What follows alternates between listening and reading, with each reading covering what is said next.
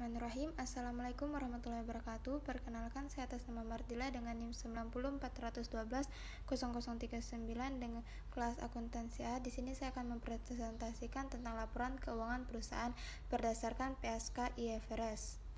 Di sini laporan keuangan atau laporan yang berisi tentang pencatatan uang dan transaksi yang terjadi dalam bisnis, baik transaksi pembelian maupun penjualan dan transaksi lainnya yang memiliki nilai ekonomi dan moneter.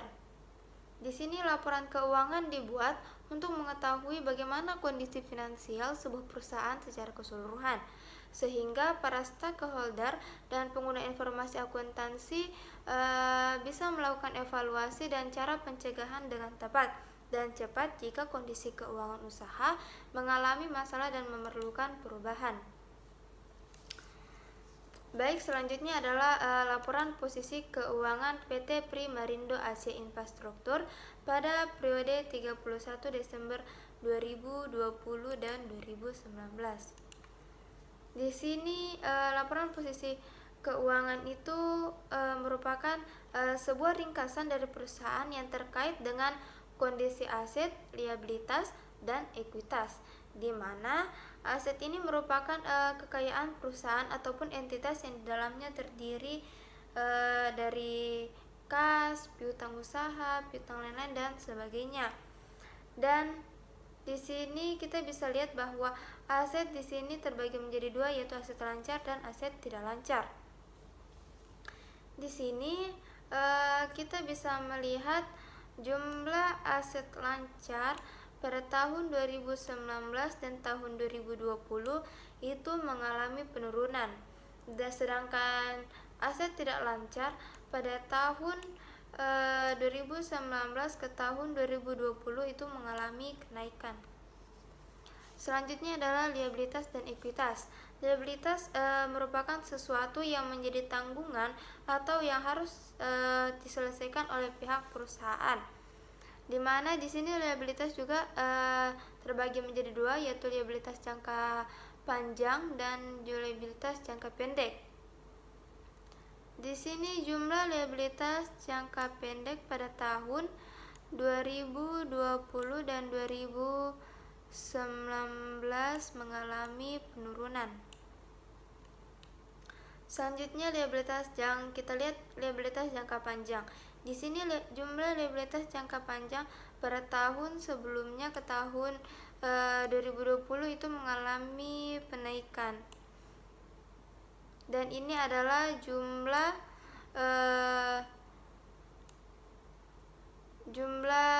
liabilitas pada tahun 2019 dan tahun 2020. Selanjutnya adalah ekuitas. Ekuitas itu merupakan modal entitas yang dimanfaatkan dalam melakukan operasi ataupun kegiatan perusahaan. Di sini kita bisa lihat jumlah ekuitas pada perusahaan ini tahun 2020 dan tahun 2019 mengalami penurunan. Adapun total liabilitas dan ekuitas pada tahun 2020 dan 2019 itu sudah sama dengan total aset pada tahun 2020 dan 2019. Selanjutnya adalah laba, rugi, dan penghasilan komprehensif lainnya pada PT Primarindo Asia Infrastruktur pada periode 31 Desember 2020 dan 2019. Di sini laporan laba rugi atau laporan laba rugi komprehensif adalah salah satu laporan keuangan yang menilai seberapa besar tingkat keberhasilan perusahaan di dalam satu periode tertentu. Nah, di sini ada laporan laba rugi. Ini ada pendapatan laba kotor, beban operasional, laba usaha, pendapatan dan beban keuangan, laba rugi sebelum pajak, pajak penghasilan, ada laba rugi sebelum komprehensif, penghasilan beban komprehensif lainnya. dan ada juga laba rugi bersih komprehensif tahun berjalan, yaitu ini total 2020 dan 2019. Ada laba rugi per saham. Laba rugi per saham dari tahun 2019 ke tahun 2020 mengalami penurunan. Selanjutnya adalah laporan perubahan ekuitas pada PT Primarindo Asia Infrastruktur periode 31 Desember 2020 dan 2019. Di sini laporan perubahan modal atau ekuitas itu merupakan laporan keuangan yang dihasilkan sebuah perusahaan untuk menggambarkan peningkatan atau penurunan aktiva bersih dan kekayaan selama periode tertentu. Nah, di sini dilihat ada per 31 Desember 2018, ada juga tahun 2019 dan tahun 2020. Laporan perubahan ekuitas ini terdiri dari modal saham, saldo laba atau defisit, komprehensif lain, dan juga jumlah definisi ekuitas.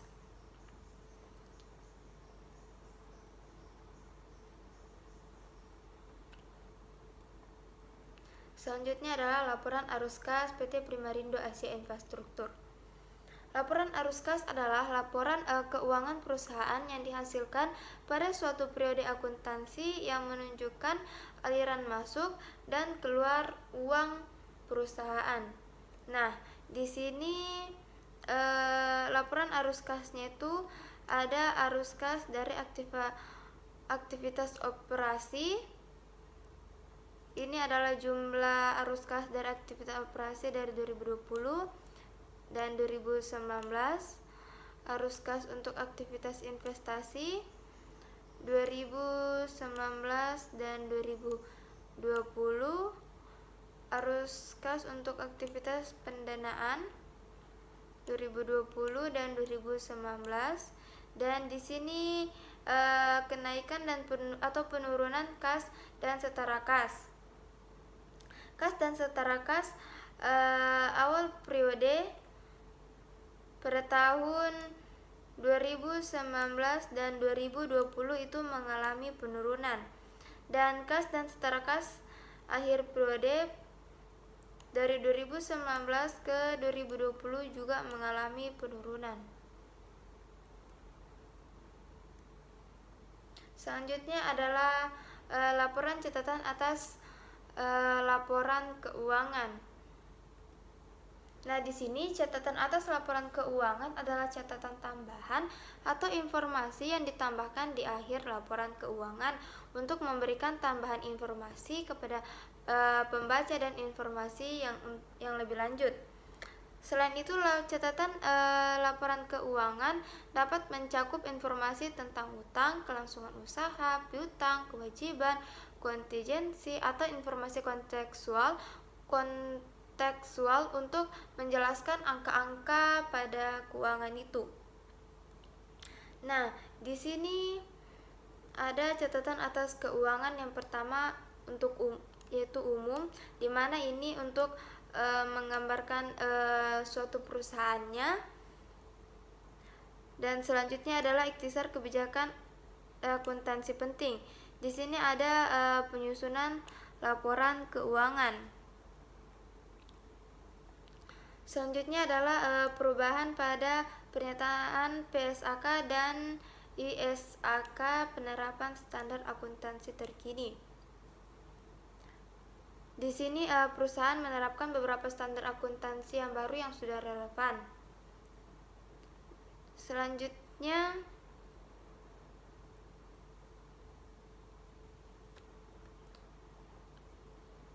di sini juga ada transaksi saldo dan mata uang asing, dan juga menjelaskan tentang kas dan setara kas, piutang usaha, persediaan,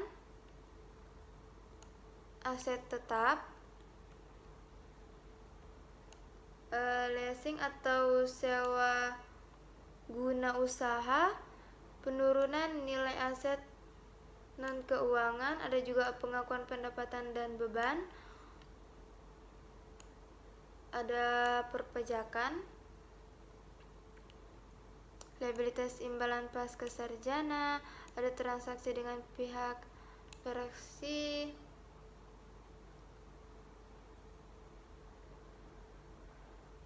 ada transaksi pihak fraksi yang lanjutan yang tadi, dan ini juga sewa dibayar di muka, laba rugi bersifat saham, instrumen keuangan, dan penggunaan estimasi.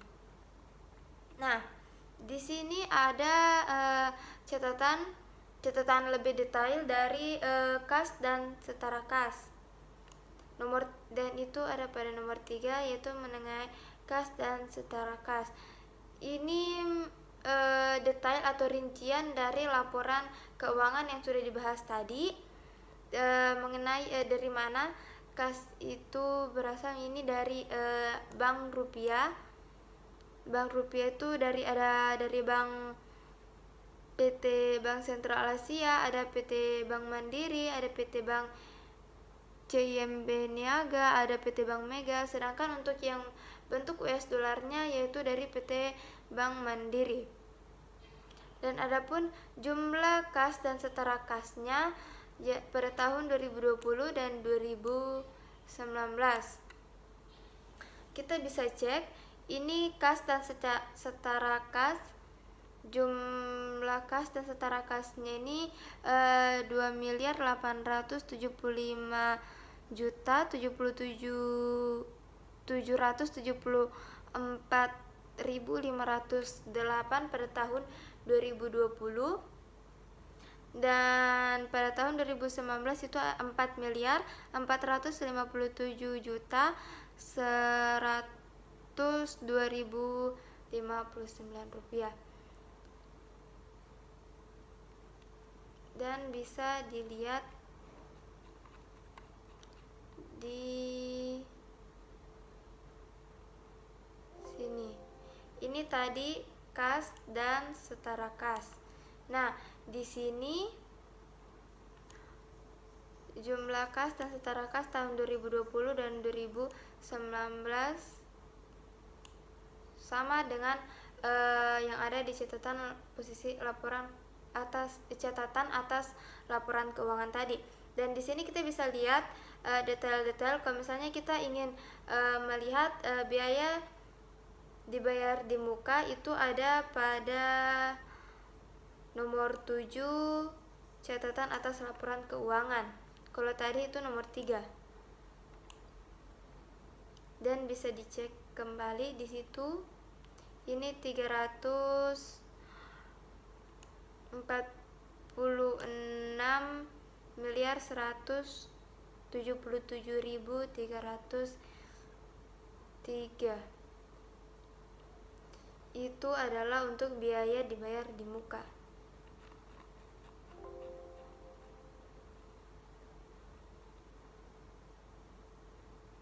Nomor 7.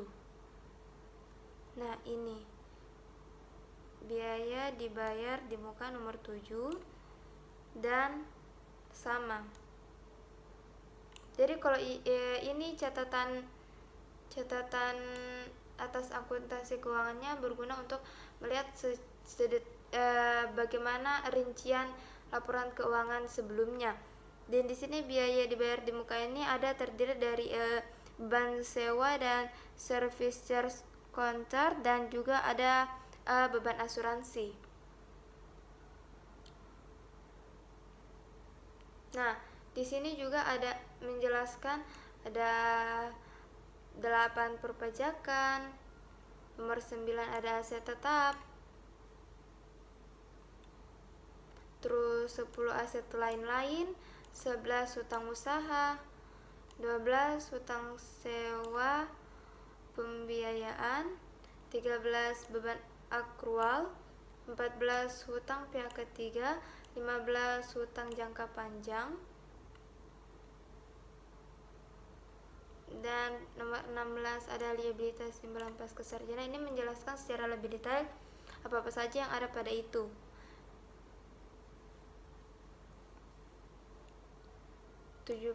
Ada utang lain-lain. 18 ada modal saham, menjelaskan tentang modal saham. 19 ada laba per saham, ada penjualan, ada beban pokok penjualan. Beban penjualan. Di sini 23 beban administrasi umum, pendapatan beban lain-lain. 25 pendapatan dan beban keuangan pendapatan. 26 ada aset dan liabilitas dalam mata uang. Ada pengelolaan modal, kesinambungan usaha, tujuan dan kebijakan risiko manajemen keuangan, kesinambungan usaha lanjutan sini. Terus 30 ada instrumen keuangan.